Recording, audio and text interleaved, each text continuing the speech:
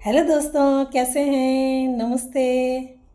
एक लड़का अपनी बहन की शादी का कार्ड लेकर एक बहुत बड़े बंगले पर जाता है। डोरबेल बजाता है पर कोई दरवाज़ा नहीं खोलता। बाद में वो दरवाजे को थोड़ा सा धकेलता है, दरवाज़ा खुलता है तो वो अंदर चला जाता है। अंदर जाके देखता है कि एक महिला पलंग पर लेटी हुई है। तो दोस्तों, उसकी हालत बहुत बुरी थी। इस कहानी को सुनने के लिए आपको ये कहानी पूरी सुननी होगी। तो दोस्तों, ये उत्तर प्रदेश के एक परिवार की है। इसमें दो बच्चे होते हैं और माता पिता होते हैं। लड़की खुशी होती है और लड़का अमर 8 साल का होता है। बहन की उम्र 3 साल होती है। तभी उनकी माता को अचानक से उनकी माता का देहांत हो जाता है और पिता जो होते हैं वो माँ के गम में बीमार हो जाते हैं और कुछ समय बाद वो भी चल बसते हैं। अब ये दोनों भाई बहन छोटे थे, अनाथ हो जाते हैं। कोई इनकी मदद करने को नहीं आता। अब गांव वाले आते हैं। गांव वाले कहते हैं कि अब ये बच्चे छोटे हैं, अनाथ हैं, तो हमें गांव का होने के नाते इनकी ध्यान रखना होगा, इनकी मदद करनी होगी, इनको खाना पीना खिलाना होगा। अब गांव वाले मिलके उनके खाने का प्रबंध करते हैं। कभी किसी घर से कभी किसी घर से उनके खाना आ जाया करता था। इस तरीके से वो बच्चे खाना खाने लगे। एक दिन उसको पढ़ने का बहुत शौक़ था। शुरू में वो एक बार कहता है कि मेरे को पढ़ाई करनी है। तो गांव वाले कहते हैं कि तेरी पढ़ाई का खर्चा कौन उठाएगा? तुझे खाने के लिए मिल रहा है, रहने के लिए तुम्हारा मकान है, यही बहुत है। अब वो ऐसे ही लोगों का काम कर दिया करता और लोग उनको खाना खिला दिया करते। ऐसे ही उनके 2 साल ऐसे ही निकल जाते हैं। एक बार वो सोचता है कि ऐसी ज़िंदगी से क्या फ़ायदा। वो एक बार अपनी बहन का हाथ पकड़ता है रात के अंधेरे में और चुपके से वहाँ से घर से निकल लेता है। रेलवे स्टेशन पर जाता है, ट्रेन पकड़ता है और उसमें बैठ के चला जाता है। उसको ये नहीं पता था कि हमें जाना कहाँ है। वो तो बस ऐसे ही उसमें बैठ के जा रहा था। एक जगह पर उसकी बहन को भूख लगती है, उसकी बहन को प्यास लगती है। वो अपने भाई को बोलती है। तो ट्रेन उस टाइम सुबह भी हो गई थी और ट्रेन रुकी थी। तो वो उसमें से अपनी बहन को लेके उतरता है और रेलवे स्टेशन पर इधर उधर देखने लगता है। उसको समझ में नहीं आता, वहाँ बहुत भीड़ होती है। उसने इतनी भीड़ कभी देखी नहीं थी क्योंकि वो कभी गांव से बाहर निकला ही नहीं था। अब वो लोगों से खाने के लिए मांगता है। लोग उसको धुतकार देते हैं। कोई उसको खाने को नहीं देता, वो परेशान होता है। तभी एक बुढ़िया ये सब कुछ देख रही थी। वो उसके पास आती है, लड़के के पास, और बोलती है, बेटा क्या बात है? तुम्हारे माँ बाप कहाँ हैं? तुम अकेले कैसे हो? तुम्हारे साथ क्या कोई नहीं है? वो कहता है कि नहीं, हमारे माँ बाप नहीं हैं और मेरी बहन को बहुत भूख लगी है। अगर आपके पास कुछ खाने को हो तो इसको दे दो। मैं आपका कुछ भी, जो भी काम होगा, जो कहेंगी मैं कर दूँगा। उसको बहुत तरस आता है और वो उन दोनों बच्चों को ले जाती है और खाना खिलाने लगती है। जब वो बच्चे खाना खा रहे थे तो वो उनको देख के रोने लगती है। उसके आंसू बुढ़िया के आ जाते हैं। अब जब उसको पता चलता है कि इनका कोई नहीं है तो वो सोचती है कि ये अब कहाँ जाएंगे। तो एक महिला होती है, समाज सेविका, जिसका पता ये जानती थी। ये बूढ़ी औरत थी जो, और इसके पास उसका समाज सेवी का नंबर भी था। जो समाज सेवी महिला थी उसका नाम अंजू था। ये अंजू को फ़ोन लगाती है और सारा बताती है, और फिर उनके उस अंजू के पास में इन बच्चों को, दोनों बच्चों को लेके जाती है। तो अंजू मैडम को जब वो बताती है कि इस तरीके से इनके माँ बाप नहीं हैं और ये बहुत परेशान हैं, गाड़ी में बैठ के आ गए हैं गांव से, तो वो कहती है कोई बात नहीं, क्योंकि अंजू मैडम के पास इस तरह के बहुत से बच्चे थे, वो उन सबको देखभाल करती थी, खाना खिलाती थी, उनकी देखभाल करती थी। अब ये वहाँ रहने लगते हैं तो वो अंजू मैडम को कहता है, अमर मेरी बहन को पढ़ा दो, मेरी बहन को पढ़ाई करनी है। वो कहती है ठीक है, मैं तुम दोनों को पढ़ाई कराऊंगी, तुम दोनों को ही स्कूल में नाम लिखा दूंगी। लेकिन वो कहता है कि मैडम मुझे नहीं पढ़ना, मुझे पढ़ाई में कोई दिलचस्पी नहीं है, आप मेरी बहन को पढ़ा दो, मैं इसको पढ़ाना चाहता हूँ। मैं आपके बदले में कुछ भी काम होगा मैं आपका काम कर दिया करूँगा। वो बहुत सोच में पड़ जाती है कि छोटा सा बच्चा इतनी बात कैसे बोल सकता है, ऐसी बात कैसे बोल सकता है। अब वो उसकी बहन पढ़ाई करने लगती है और वो सारा काम मैडम का, जो भी मैडम बोलती थी वो कर दिया करता था।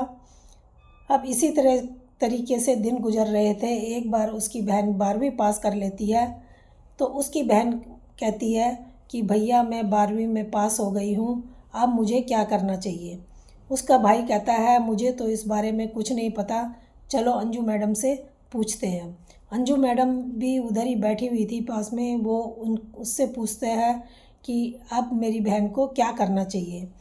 वो कहती है कि अब इसको डॉक्टर की पढ़ाई करनी चाहिए, इसको डॉक्टर बनना चाहिए। वो कहता है ठीक है मैडम, जैसे आप कहती हैं। अंजू मैडम सारा खर्चा उठाती हैं और उसका फॉर्म भरती हैं। वो जब उसका नंबर वो फॉर्म भर देती हैं, उसका नाम आ जाता है, तो उनको वहाँ से बाहर जाना था, क्योंकि जहाँ वो रहते थे वहाँ इस तरीके का कोई कॉलेज इंस्टीट्यूट नहीं था जिसमें वो पढ़ाई कर सके, तो उनको दूर जाना था थोड़ा। तो वो कहती है, अंजू मैडम कहती है कि अब तुमको अपनी बहन के साथ जाना होगा, क्योंकि ये अकेली कैसे रहेगी, तुम्हें भी इसके साथ जाके इसका ख्याल रखना होगा। तो वो कहता है ठीक है। वो दोनों भाई बहन वहाँ से जाते हैं।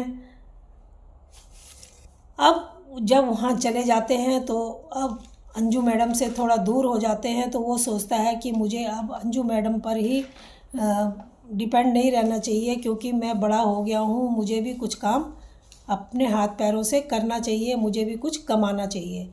वो कमाने लगता है और अपनी बहन को पढ़ाता है। जब उसकी बहन डॉक्टर की पढ़ाई पूरी कर लेती है तो वो अपने भाई को कहती है कि भैया मुझे क्या करना चाहिए। वो कहता है कि तुझे अब कुछ नहीं करना, तुझे अब तेरी मैं शादी करूँगा और अपनी जिम्मेवारी से मुक्त हो जाऊँगा, मुझे भी अपनी जिम्मेवारी पूरी करनी है। अब वो शादी एक लड़का देखता है और अंजू का रिश्ता, अपनी बहन का रिश्ता उसके साथ में पक्का कर देता है। अब जब शादी की डेट आती है तो उसको कार्ड लेना था, कार्ड लेता है। कार्ड छपाने के बारे में जब जाता है तो वहाँ पता चलता है कि माता पिता का नाम पूछा जाता है कि इसमें क्या लिखना है। तो वो सोचता है कि मेरे माता पिता तो बचपन में ही मर गए थे, हमें तो अंजू मैडम की कृपा से हम पढ़ाई लिखाई करी है और इतने बड़े हुए हैं। तो वो कहता है कि मुझे अंजू मैडम को ही माँ का दर्जा देना है।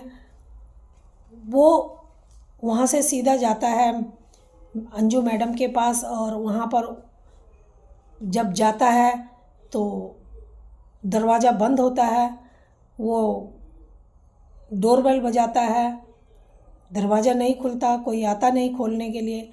फिर वो दरवाजे को धकेलता है तो दरवाज़ा खुल जाता है। वो अंदर जाता है तो देखता है सामने एक जो अंजू मैडम थी वो लेटी हुई थी। वो वहाँ जाता है मैडम के पास, देखता है वो बहुत कमज़ोर सी हो गई हैं। वो उनको पूछता है कि आपको क्या हुआ है मैडम? तो वो बताती है कि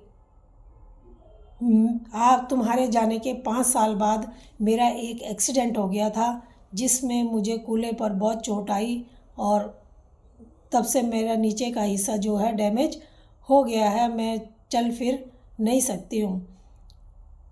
वो कहता है कोई बात नहीं मैडम, मैं आपकी देखभाल करूँगा।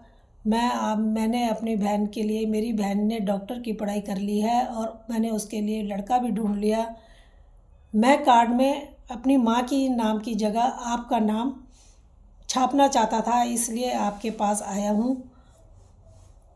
वो कहता है मैंने आपको बहुत फ़ोन भी लगाए थे पर आपका कोई फ़ोन नहीं लग रहा था। वो कहती है हाँ, मेरा फ़ोन खो गया है, उसके बाद मैंने फ़ोन भी नहीं लिया।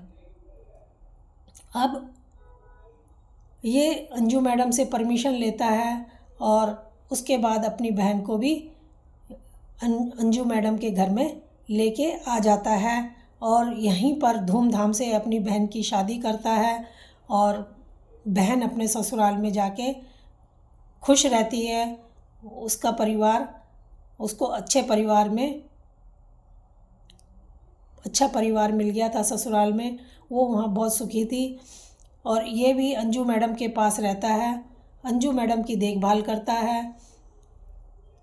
मैडम इसको शादी के लिए कहती है तो ये मना कर देता है। तब इसकी बहन आती है वहाँ पर और शादी के लिए कहती है कि मैडम मैं इसको शादी के लिए कह रही हूँ लेकिन भाई मना कर रहे हैं।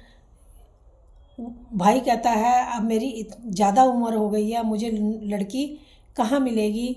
तो वो कहती है कि मैंने लड़की तुम्हारे लिए ढूंढ रखी है, बस तुम हाँ कर दो। वो कहता है ठीक है, लेकिन उसको ये बताना कि मेरे साथ मेरी माँ भी है जिसकी देखभाल मुझे और उसको मिलकर करनी है। वो खुशी कहती है कि हाँ मैंने उसको सब बता रखा है, मैं उसको अच्छी तरीके से जानती हूँ और वो उस सब राजी है।